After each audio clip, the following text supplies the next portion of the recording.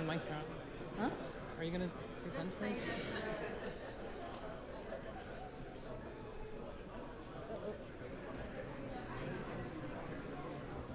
Est-ce que tu peux brancher le micro de scène, s'il te plaît?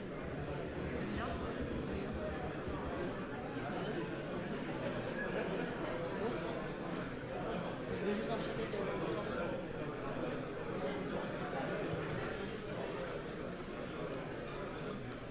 Tu m'entends ou pas? Can you please sit down?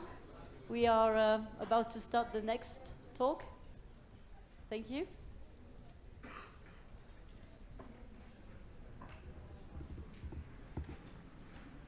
All right, super. Hello. Can everybody hear me? People in the back, raise a hand if you can hear me. Yes, I saw one hand. Perfect. Thank you so much, person sitting over there. Hello and welcome to my talk. This is going to be the simple yet powerful math we don't talk about. But it's like we do talk about them, but not enough. And like the people who know about them kind of presume that people already know how this works. So I'm going to talk about a few like mathematical functions that are incredibly useful for game development that's not really covered by mathematical like curriculums in school. All right, so I guess like who is this? Who am I? My name is Freya Holmér. I used to work on a thing called ShaderForge back in the day, which was a node-based shader editor for Unity. So it's kind of a like visual way to like connect and make shaders rather than like having to write code. So I sold that on the asset store a long time ago, and then that made like 2 full-time salaries somehow, and that allowed us to start a studio. And that's when we started Neat Corporation. So Neat Corporation is a game studio in Stockholm, Sweden, where we are currently working on VR games. So our first title was Budget Cuts. So Budget Cuts is a VR stealth game that was released a few years ago. I don't even remember how many years ago. Anyway, so we are currently working on Garden of the Sea and Budget Cuts 2, which is a sequel, obviously. So that's what we're doing at Neat Corp. All right, so other than that, so at Neat Corp I work 50%, and my other 50% I do tweets like this one, which this is going to forever be my legacy. Like I'm most known for this tweet, I think. So this will be on my gravestone, I think. Anyway, the other 50% I do tweets about math. I do YouTube videos, and I do try to like visualize mathematics in a really more artsy and interesting way. And I also do live game development tutorials. So I stream on Twitch. So all of these scribbles here are actually from a live stream that I did talking about like mathematics that are super useful for game development. Anyway, so a lot of people have this preconception about math. It's like, it's that garbage thing at school, right? It's like you have to study for it. There's a lot of numbers. And like on some days, you just cannot 7,042, you know? It's just not great. But I'm going to try to show you that math can be beautiful. And if you see this, a lot of you are just like, what is this pile of garbage? What are all these symbols? Does anyone in here know what this is, by the way? 0 response. and like, I didn't even know what this was, like before I looked this up and like pasted this into my slides. But I knew of what this one is telling you, like the math behind this one, the actual thing that it's doing. I knew about that, but not this formula. So a lot of the work I've been doing as of late is try to visualize concepts that people often are struggling to understand. Like when I posted this one to Twitter, like a lot of people were like, holy heck, I understand trigonometry now. My teachers couldn't they just have shown me this? Like, but apparently, so a lot of people had this response. So I've sort of taken it upon me to visualize math as of late and try to make it beautiful because I really like art. It's also a weird mathematical thing.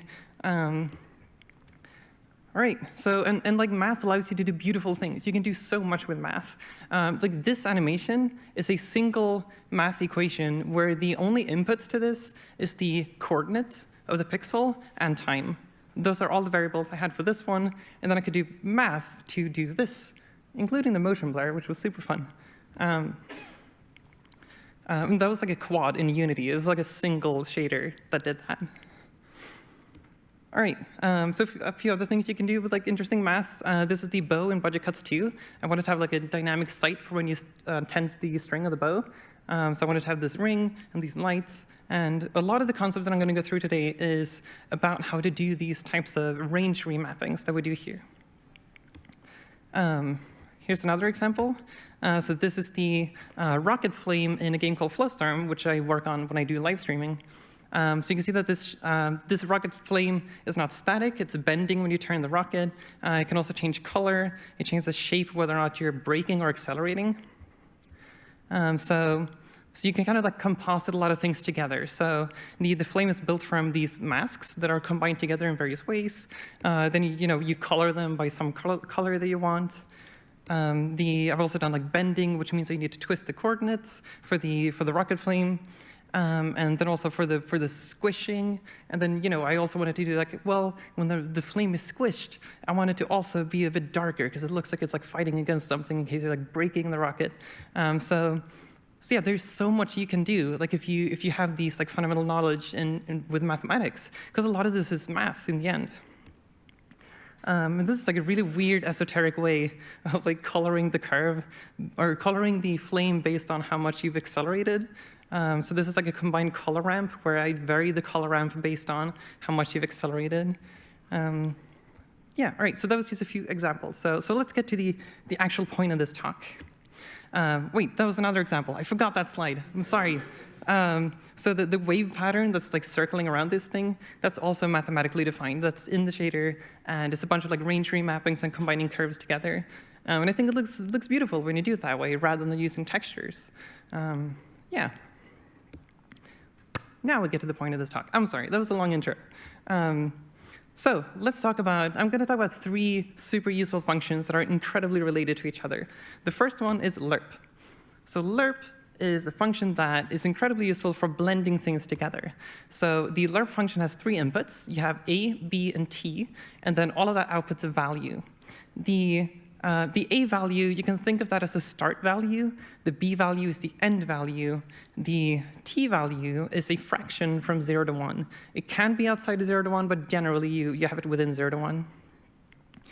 And then the value is a blend between A and B based on T.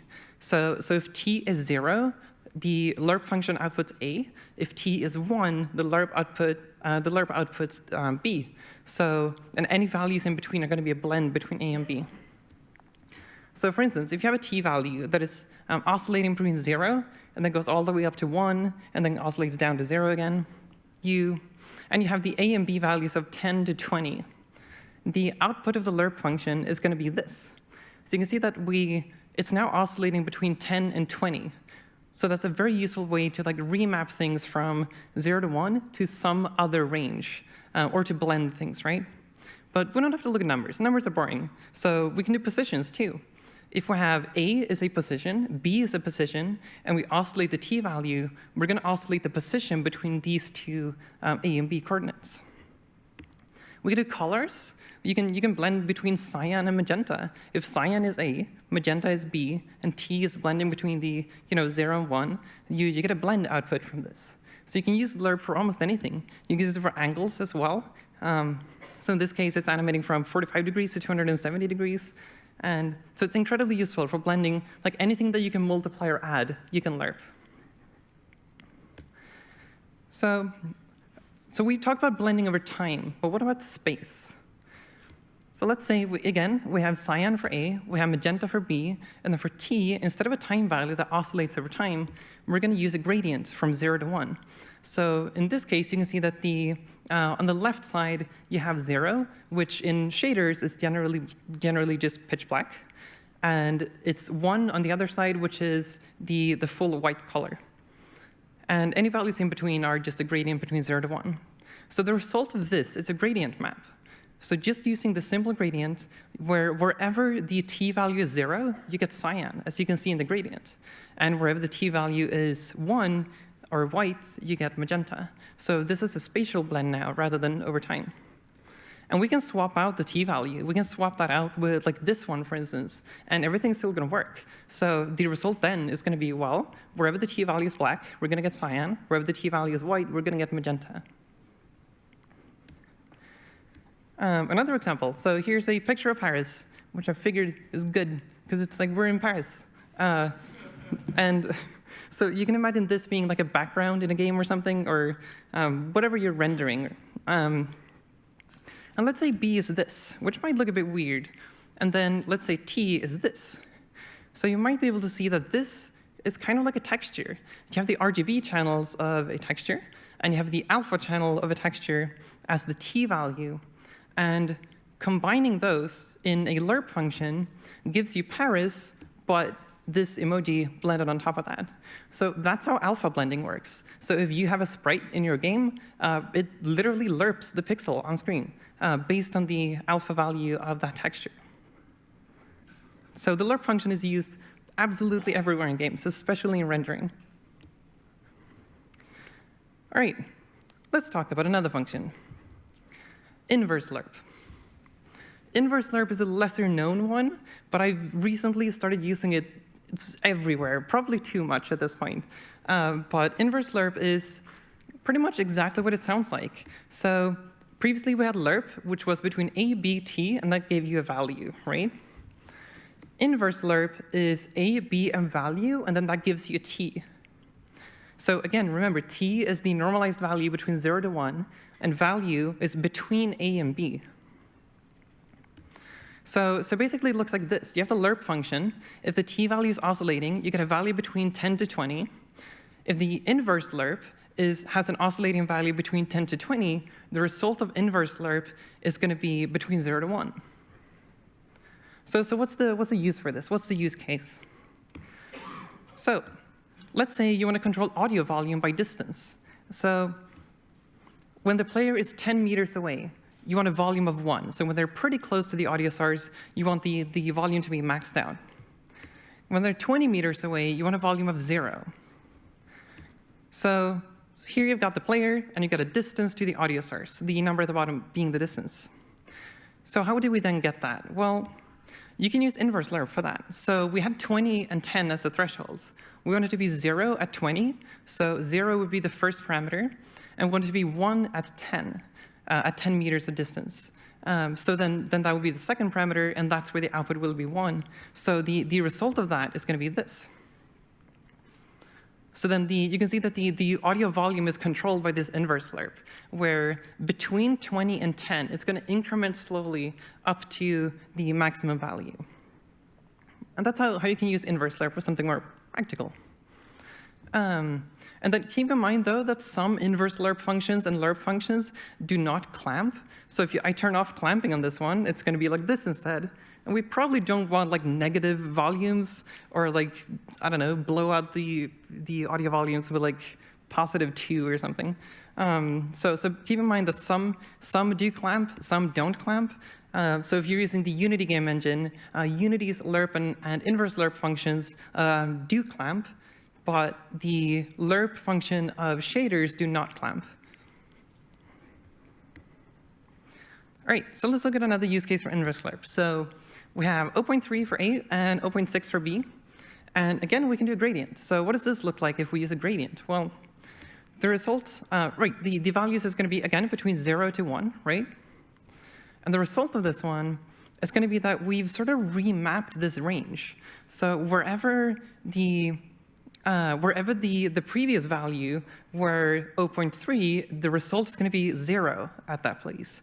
Wherever the previous one was, or wherever the value was 0.6, the output is going to be 1. So this is super useful for like changing, where a gradient is, and like, just changing position or size of something.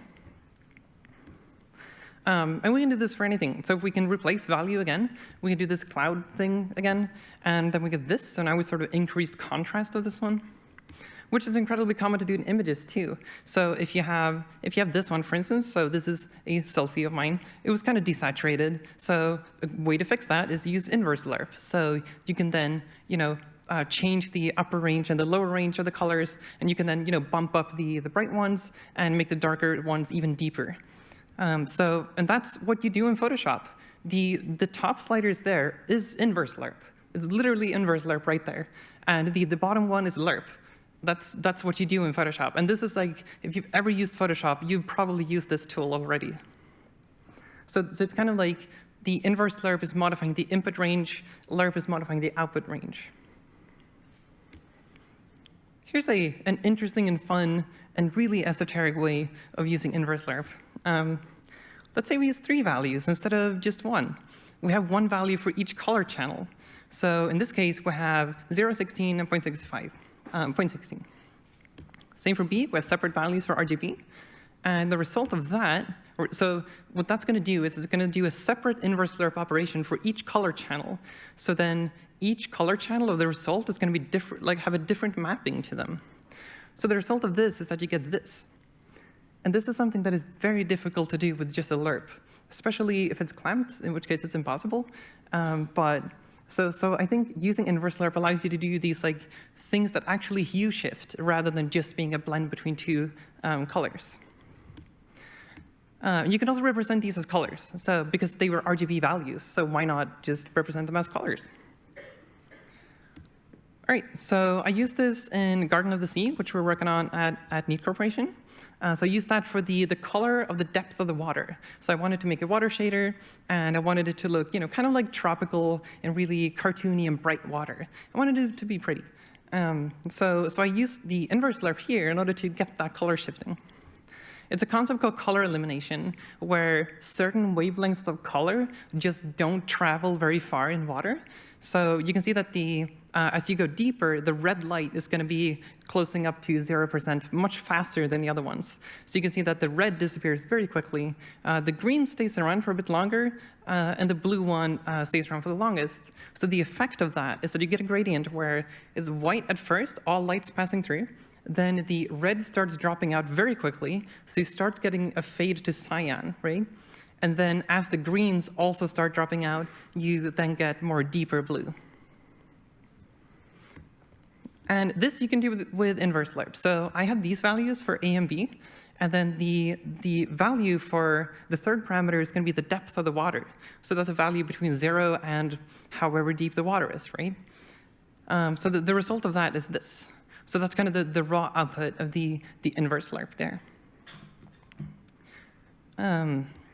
So this is just with the depth color. There's nothing else, just that effect.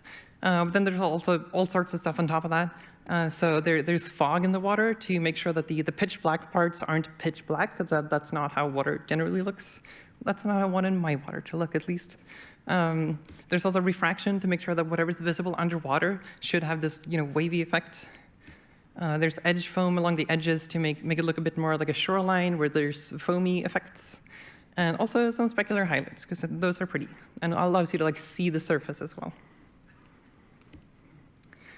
All right, let's talk about the third one, remap. Remap is the ultimate combination of both of these. Now we're done with the 2 separate ones, and now we're smashing them together. So what do we get? Well, we have a very large function called remap. So remap has 4 parameters for imin, imax. So imin, imax is an input range. The omin, omax is an output range. And then you provide a value.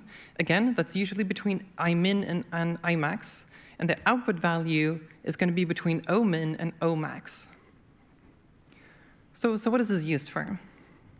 We'll get to that shortly, because first I need to show this, because I forgot that I had this part.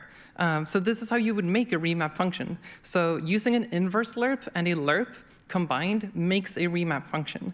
So you use inverse lerp to convert from the value to a t value, pass the t value into the lerp function, and that gives you the output. All right, so how do you use this? Let's say you want to make a health bar. Look at this pretty health bar. And you want it to be colored based on how much health you have. So say under some threshold, you want it to be red. Over some threshold, you want it to be green. And you want to blend values in between. So in this case, you can use remap for that. So let's say lower threshold, 20, you want it to be red. Upper threshold, 50, you want it to be green. So then the remap function means that the input range is 20 to 50. And the value is going to be your current health. So then the output values, so that's the input range. And the output range is going to be colors, right? You have the red color as the minimum value. You have the green color as the maximum value. So that's your output range.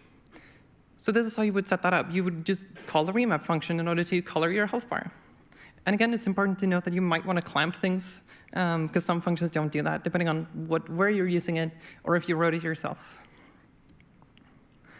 Another example, say you want to do stats based on level of a character in an RPG or something. So say you know that from level 5 to 30, you want strength to go from 8 to 120. Well, you can use inverse lerp for that. Input range is a level, and the output range is the strength values. And extrapolation might be useful here. So you might not want to clamp this one, because if you allow it to extrapolate, then values above 30, you're still going to get the same increment of strength per level. You might want to do like explosion damage radius. So if you have like an explosive barrel or something in a game, and you want to damage the player based on how close they are to that one, so say from 4 to 10 meters, you want the character to take 322 zero damage. Say that's the range you want to work with. You can use remap for that. Make sure you clamp in this case, unless you want your explosive barrels to heal when you're further away than 10 meters, which is pretty weird, and I like it. And it's cool if you have that in your game, but it might not be what you wanted. And these are the actual functions. If you want to write the code for this, then this is how you do that. But this is not really the point of the talk. I just figured I should include them in case you want to do that. But otherwise, these functions are usually built into like Unity's math library, for instance. Yes. So I showed you this one earlier in this talk. And we were all like, wow, what a bunch of symbols, right? So I can actually explain this. This is very, very straightforward. So if you look at this one, you might recognize this. This is the lerp that we talked about earlier. This one is interpolating between 2 points. And the points here are actually the P right here and right here. And the N up here is this N right here. And if we step further, you can see that we get this shape right here. So what this equation is describing is Bezier curves. But if you look at the animation at the bottom, you can see that the secondary line that is moving between these two lines, that one also just interpolates between these points. So it's kind of like a hierarchical set of lerps, where you lerp between the initial chain, you lerp between the lines you get from those, and then you lerp until you get a single point left. And that's how you make Bezier curves. So in this case, we have a linear one, a quadratic one, a cubic one, and a quartic one. So, and Bezier curves are used like for so many things in like animation and in graphics, yeah, especially for like rendering fonts or paths in Photoshop, and so forth. So it's kind of this beautiful construction of just a simple set of lerps. We're just doing a lerp between all of these points. That's it. That's what this one is doing. And then we just draw lines between those points. And then we lerp between those points. And then we draw lines between those points. And then we lerp points between those points. And then we draw a line between those 2 points. And now we're like left with a single line. And if we lerp in that point, we get this point right here, which is then used to draw a Bezier curve. And I think that's a very simple and beautiful way to show how Bezier curves work. And for me, that's like, it's such a beautiful example how math can be so wonderful and easy to understand. And like comparing this to the equation, I so much prefer this, because like this, you can tell what this one is doing, while the math equation is just hot garbage. So yeah. All right, thank you so much for coming to my talk.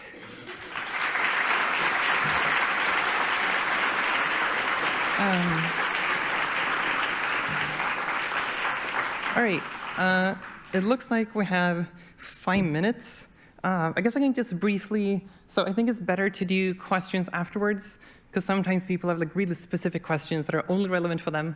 So it's probably better to like, you can just come up to me anytime during the event. I'm pretty approachable, and I'm shy. I'm not going to approach you, so please approach me. And yeah, so I also have like social media stuff. My live game dev streaming is on Twitch. So if you want to go there, hang out while I work on my game, do tutorials, feel free to do that. I also have a YouTube channel where I upload like various like clips from stream, math content, and stuff. my Twitter, in case you want to see math GIFs and hot takes, and Discord, in case you want to join a community. So we have a community that sort of spawned around my game dev streaming. We're kind of like the intersection of game development and LGBT. So if you want to have a community like that, feel free to join. Yeah. Otherwise, I think that's it. Thank you so much.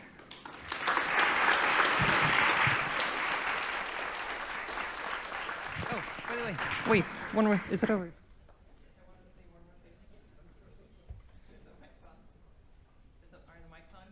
Are they? Can you hear me again?